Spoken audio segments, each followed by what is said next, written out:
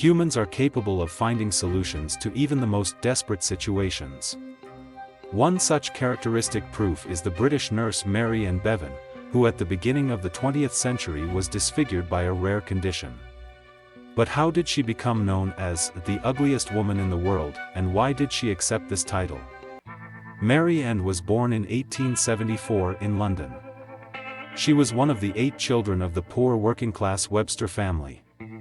Growing up, she became a beautiful and attractive woman who worked as a nurse.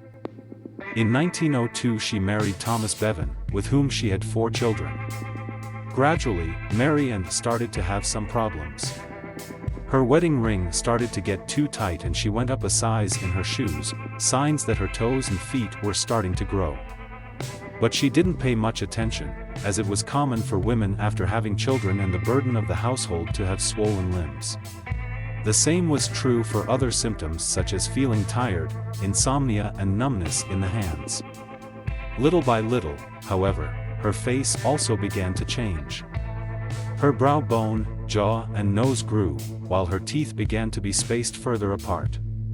Doctors couldn't figure out what was wrong and were powerless to help her. Year after year, her condition continued to deteriorate. Her hands and feet grew excessively large and her face was distorted. Her skin grew thicker and harder, while her voice turned deeper and hoarser. Folds of skin began to form under her eyes. Mary Ann was gradually transforming and ceased to resemble a woman in appearance. Apart from the loss of her beauty, the unfortunate woman was also losing her health. Joint pains, declining vision and migraines were some of the problems that began to appear.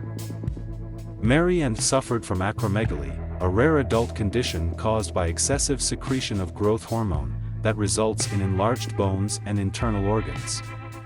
This hormonal disorder is caused by a benign tumor in the pituitary gland of the brain, which is responsible for the excessive secretion of growth hormone in the body. Today, acromegaly is mainly treated with surgery or radiation therapy. Unfortunately, in the early 20th century there was no cure, so Mary Ann was doomed to live with it. Around 1910, she was forced to give up her job as a nurse and confine herself to the house. Her husband was always by her side, providing love and support, but in 1914 he died, and she was left a widow with 4 children and almost no money. In order to support her children, Mary Ann took any job she could find, however the ones she was offered were not good because of her appearance. In addition, she had to deal with the fact that many people made fun of her out on the street. The ever-increasing difficulty of making a living for her family forced Mary Ann into a very courageous move. When she read in the newspaper about a "World's Ugliest Woman" contest, she sought to enter, because the prize money was very high. Mary Ann stood out among 250 women, and won the contest and the prize money.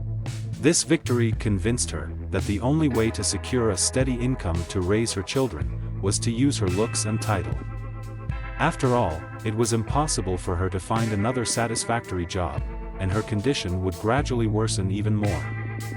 So, she began working in traveling exhibitions across Britain. A little later, Mary Ann saw the following advertisement in a newspaper. Wanted. Ugliest woman. Nothing repulsive, maimed or disfigured. Good pay guaranteed and long engagement for successful applicant. Send recent photograph.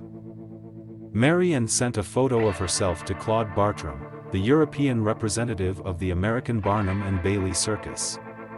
Bartram was impressed by her bizarre appearance, and offered her a job in the circus. His offer included a salary of $10 a week for a year, full travel expenses, and a percentage of her circus postcard sales. Although hesitant at first, Mary Ann accepted his proposal, as it would ensure the care and education of her children. However, she had to leave them in London, and move to New York. So, in 1920, Mary Ann boarded a ship and crossed the Atlantic. She began working under American showman Samuel Gumpertz, for Coney Island's Dreamland Freak Show. These shows were common for that time, and featured people suffering from diseases and deformities, such as giants, dwarfs, conjoined twins, albinos, etc., who entertained the audience. The businessmen who organized them were looking for people with abnormalities to staff their troupe with strong assets so that they could cut more tickets and make a bigger profit. People watched these performances with interest, eager to hear the incredible stories of the protagonists' deformities that the showman told in a theatrical manner. Mary Ann quickly rose to fame and became one of the most recognizable names in the business, making quite a bit of money. In fact, there were cards with her photo, and the caption, "The ugliest woman in the world," while many newspapers wrote tributes about her. In the shows, she was required to wear men's clothes, and look as ugly as possible, in order to provoke reactions of horror from the audience, who paid considerable sums to see her.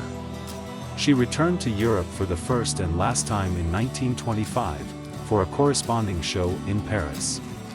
Returning to America, she took her children with her to New York, to be near them.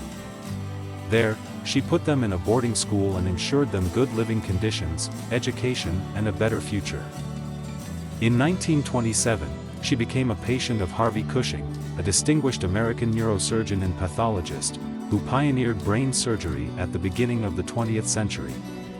Cushing was unable to help with Mary Ann's illness, but wrote a response article for the Times magazine, regarding a satirical tribute they had done for Mary Ann. There he wrote, "This unfortunate woman, who sits in the sideshow of Ringling Brothers, between Fat Lady and Armless Wonder, and affects white lace hats, woolen mittens and high-laced shoes, has a story, which is far from mirth-provoking. She, previously a vigorous and good-looking young woman, has become the victim of a disease known as acromegaly. Being a physician, I do not like to feel that time can be frivolous over the tragedies of disease." Mary Ann continued to work at the Coney Island show for the rest of her life, although her appearances became fewer and fewer. In addition to the gradual deterioration of her health, she also developed an alcoholism problem during her last years, which was most likely created by the debilitating psychological burden of the mockery and insults she received daily all these years. Mary Ann died on 26 December 1933, aged 59. She lived longer than expected, as people with acromegaly in the past lived 10 to 15 years less than the average. Her children made sure that her wishes were respected, that she be sent back to London for burial. Her story came back to the fore in 2000, when Hallmark, the oldest and largest greeting card maker in the US, released a humorous birthday card, referencing a TV show called Blind Date. In it, the celebrant was supposed to choose the third door, behind which Mary Ann awaited him. In 2006, Wouter de Herder, a Dutch endocrinologist, happened to see the card, and recognized Mary Ann, as he had dealt with her illness. Disturbed by the sight, he wrote a letter to Hallmark, pointing out that the card was disrespectful to a woman disfigured by acromegaly, and insulting to all the people who suffer from it. As a result, the company was forced to stop the production of this particular card. Mary Ann Bevan was a woman who not only did not bend to the misfortune that befell her, but managed to make the most of it, even though it cost her her dignity. She endured all the insults, ridicule and humiliation, in order to earn money, to ensure a better future for her children, and she succeeded, showing the whole world that this deformed body hid a beautiful and wonderful soul.